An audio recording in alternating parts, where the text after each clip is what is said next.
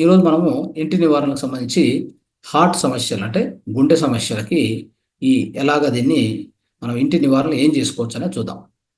మొట్టమొదటగా మన దేహంలో 24/7 365 డేస్ పనిచేసే ఆర్గాన్ ఒక 4 ఉన్నాయి. దాంట్లో ఒక అవయవం వచ్చేసి ఈ యొక్క హృదయము, అదే గుండె అనమాట. దీన్ని ఎంత జాగ్రత్తగా చూసుకోవాలంటే మన మైండ్లో ఎలాంటి నెగటివ్ థాట్స్ లేకుండా, అంటే ఒక నకారాత్మక ఆలోచనలు చెప్పాలంటే చెడు ఆలోచనలు ఏవి రాకుండా, అలాంటివి ఏవి చేయకుండా, ఒత్తిడికి లోను కాకుండా మైండ్ చెప్పాలంటే ఏ ఒత్తిడి లోను కాకూడదు, భయం లోను కాకూడదు, ఆందోళన కానీ ఆటంకాలు కానీ ఏవి కూడా కల్పించకుండా మైండ్లో మనం చూసుకుంటే అప్పుడు ఈ హృదయం ఆరోగ్యం కాపాడుకోవచ్చు. మొట్టమొదటగా ఏదైనా కానీ స్ట్రెస్ వచ్చిందంటే, ఒత్తిడి వచ్చిందంటే మన మైండ్లో ఫస్ట్ ఎఫెక్ట్ అయ్యేటువంటిది ఏదైనా భయం కానీ ఎక్కువ ఒత్తిడి కానీ వచ్చిందంటే, మానసిక ఒత్తిడి వస్తే ఫస్ట్ ఎఫెక్ట్ అయ్యే అవయవం వచ్చేసి గుండె. గుర్తుపెట్టుకోండి. ఆ గుండె ఏం చేస్తుందంటే ఎప్పుడైతే ఒత్తిడి వస్తుందో దాని నుంచి ఎక్కువగా మనము ఎక్కువ రక్తము పంపిస్తూ ఉండాల్సి వస్తుంది. సపోజ్ ఇప్పుడు ఏదైనా మనకి భయం అనేది కలిగింది అనుకోండి. ఏదో ఒక సపోజ్ మనం బయట ఒక పాము చూసాం అనుకోండి. చూస్తే పరిగెత్తాలని అనుకుంటాం. మనం పరిగెత్తాలి అనేది మనకు వస్తుంది, తెలుస్తుంది. అప్పుడు పరిగెత్తాలన్నప్పుడు కాళ్ళకి చేతులకి ఎక్కువ శక్తి కావాలి. అప్పుడు మన యొక్క కాళ్ళల్లో ఉన్నటువంటి అన్ని కండరాల్లో గ్లైకోజన్ ప్యాకెట్స్ ఉంటాయి. ఓకే, ఆ ప్యాకెట్స్ని ఉపయోగించుకొని, ఆ శక్తిని ఉపయోగించుకొని పరిగెత్తాం. అప్పుడు దానికి బ్లడ్ కూడా ఎక్కువ సర్క్యులేషన్ కావాలి. అది వచ్చేసి గుండె మనకి ఖచ్చితంగా ఇవ్వాలి, దానికి డిమాండ్ వస్తుంది అనమాట. ఎక్కువ రక్తం దానికి పంపిస్తుంది, అన్ని కాళ్ళ చేతులకి ఎక్కువ రక్తం ప్రవహిస్తుంది అనమాట. ఆ విధంగా గుండె ఏమవుతుందంటే ఒత్తిడి గురవుతుంది. అది ఒకసారి అయితే పర్వాలే, పదే పదే పదే అలా అయింది అనుకోండి, అప్పుడు గుండె మీద కూడా ఎక్కువగా ప్రభావం ఉంటుంది, ఒత్తిడి ఉంటుంది. ఇంకా చెప్పాలంటే మనం తినే ఆహారం సరిగ్గా లేకపోవడం వలన దాని నుంచి వచ్చేటువంటి ఈ గ్లూకోజు, అది దానివల్ల ఎక్కువ గ్లూకోజ్ వలన ఎక్కువ కొవ్వు అనేది ఎక్కువ ఉత్పత్తి అయ్యి, ఆ కొవ్వు పోయి మొత్తం ఆ రక్తనాళాలు పేరుకొని పోయి, రక్తనాళాలు మూసుకొని పోయి, ఆ రక్తం ప్రవహించాల్సినటువంటి తీరులో, ప్రవహించాల్సినటువంటి సాంద్రతతో ప్రవహించకుండా తక్కువ సాంద్రతతో ప్రవహించడం వలన గుండెకు సరైన రక్తం ఫ్లో కాకపోవడం వలన గుండెకు కావాల్సినటువంటి మినరల్స్, గుండెకు కావాల్సినటువంటి పోషకాంశాలు, న్యూట్రియంట్స్, శక్తి, గ్లూకోజు గుండెకు అందకపోవడం వలన గుండె నిదానంగా, గుండెలో ఉండే కండరాలు, జీవకణాలు చచ్చిపోతూ వచ్చి అప్పుడు హార్ట్ అటాక్ దారితీస్తుంది అనమాట. ఇన్ని విపరీతాలు వస్తాయి. కాబట్టి వీటన్నింటి మనం ఒకదానికొకటి కనెక్షన్ ఉంటుంది ఇవన్నీ. ఇవన్నీ మనం ఫిజియాలజీ అనేది మనం చదవాలి బాగా. ఓకే, ఎప్పుడు కూడా గుర్తుపెట్టుకోండి, సమగ్ర స్వాస్థ్య కార్యక్రమం మనం ఎందుకు పెట్టామంటే మనకి ఇక్కడ ఉండేది రెండే, ధ్యానము, జ్ఞానము. ధ్యానం అంటే మనం అందరికి తెలుసు. జ్ఞానం అంటే ఏంటి? ఒకటి శరీర జ్ఞానము, తర్వాత మనసుకు సంబంధించిన జ్ఞానము, ఇంకోటి వచ్చేసి ఆత్మకు సంబంధించిన జ్ఞానం. ఆత్మ జ్ఞానం అంటే మనము ప్రతిరోజు స్పిరిచువల్ విజడం తెలుసుకుంటాం. శరీరం గురించి జ్ఞానం అంటే శరీరం సంబంధించి ఏముంటాయి జ్ఞానం అంటే ఆహారం ఎలా ఉండాలి, ఆరోగ్య చికిత్సలు ఎలా ఉండాలి, అది తెలుసుకోవాలి. మనస్సు జ్ఞానం అంటే మనసును ఎలా మనం కంట్రోల్ చేసుకోవాలి, నియంత్రణ చేసుకోవాలి, దానికి సంబంధించిన జ్ఞానం. ఇవన్నీ కలిపి చదివి వీటన్నిటి అర్థం చేసుకొని పాటిస్తూ పోతేనే అప్పుడు సంపూర్ణ జ్ఞానం అంటాం దాన్ని. అంతేగాని జ్ఞానం అంటే ఆధ్యాత్మిక జ్ఞానం ఒకటే అనుకుంటే కాదు. మరి ఈ దేహం నుంచి ఎవరు పట్టించుకోవాలి? ఓన్లీ ఆధ్యాత్మిక జ్ఞానం అంటే మనం చాలామంది, మన మాస్టర్స్ కూడా చాలామంది ఉన్నారు. ఇప్పుడు కూడా వాళ్ళు మంచిగా ధ్యానం చేసి అన్ని చేశారు. వాళ్ళు మంచి మన యొక్క సంస్థలో మంచి పొజిషన్లో ఉన్నారు. కానీ ఇప్పుడు కూడా కొన్ని జబ్బుల వలన ఇప్పటికీ అనుభవిస్తున్నారు. అంటే కొన్ని జబ్బులు అనుభవిస్తున్నారు, వాడికి మెడిసిన్స్ కూడా తీసుకుంటున్నారు. అట్లా అయిపోయింది వారి పరిస్థితి. దానికి కారణం ఏంటంటే దేహాన్ని ఏ విధంగా చూసుకోవాలి, ఏం ఆహారం ఇవ్వాలి, ఏదైనా రోగం వస్తే ఏ చికిత్స ఇవ్వాలని వాళ్ళకి తెలియట్లేదు. అర్థమైందా?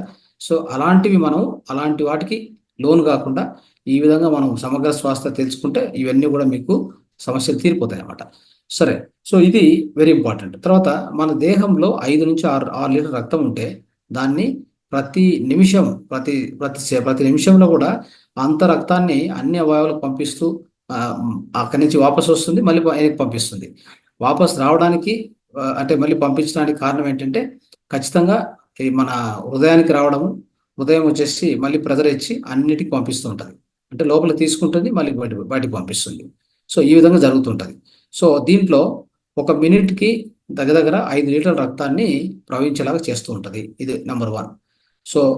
ఇది ఇట్లా చూసుకుంటే కనుక ఏంటంటే ఒక 50 సంవత్సరాలు అది పనిచేసింది అనుకుంటే ఎంత వర్క్ జరుగుతుంది, హార్ట్ నుంచి ఎంత వర్క్ జరుగుతుంది కదా. అలాంటి దానికి మనం హార్ట్కి సంబంధించిన ప్రాబ్లమ్స్ రాకుండా చూసుకోవాలి.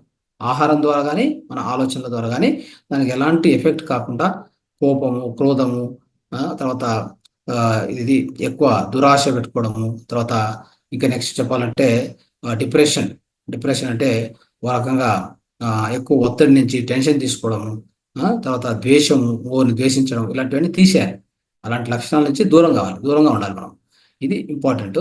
తర్వాత ఆ ఫుడ్ కూడా మనం తీసుకునే ఫుడ్ కూడా ఖచ్చితంగా ఆయిలీ ఫుడ్ లేకుండా, ఎక్కువ ఈ బయట యూజ్ చేసే ఆయిల్స్ ఉన్నాయి కదా, అవి ఎట్టి పరిస్థితుల్లో మంచిది కాదు. ఫ్రైడ్ ఫుడ్ తినకూడదు.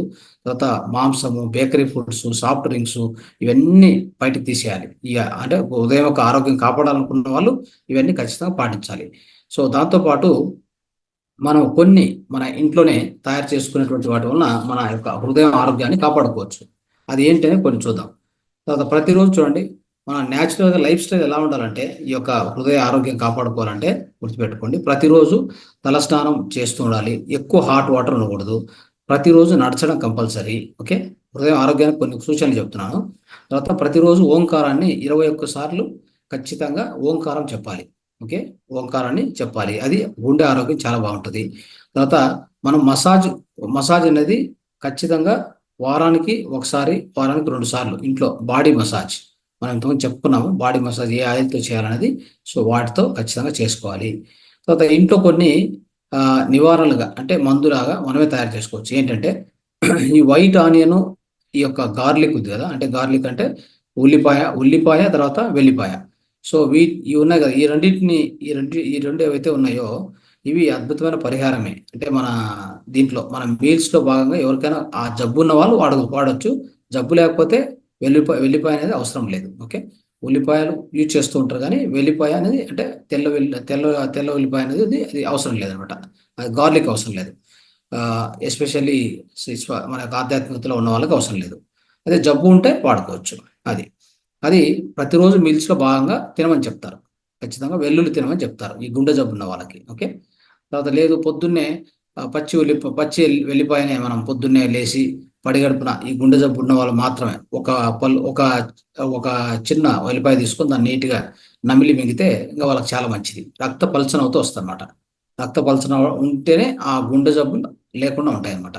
తర్వాత ఒక గ్లాస్ హాట్ వాటర్కి ఇంకొక పరిహారము. ఒక గ్లాస్ హాట్ వాటర్కి ఓకే, సో ఖచ్చితంగా మనం తాగి పడుకోవడం అనేది గుండెకు చాలా మంచిది ఆరోగ్యానికి, నైట్ టైంలో.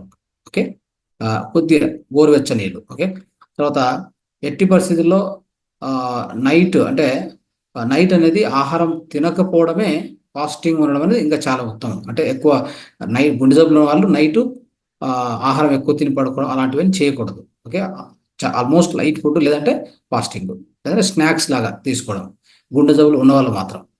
సో తర్వాత పొద్దున్నే ఖచ్చితంగా ఒక గ్లాసు ఇది సొరకాయ రసము, తర్వాత ఒక 6 తులసి ఆకులు, వాటితో పాటు ఒక 3 ఈ పెప్పర్ అంటే మిరియాలు.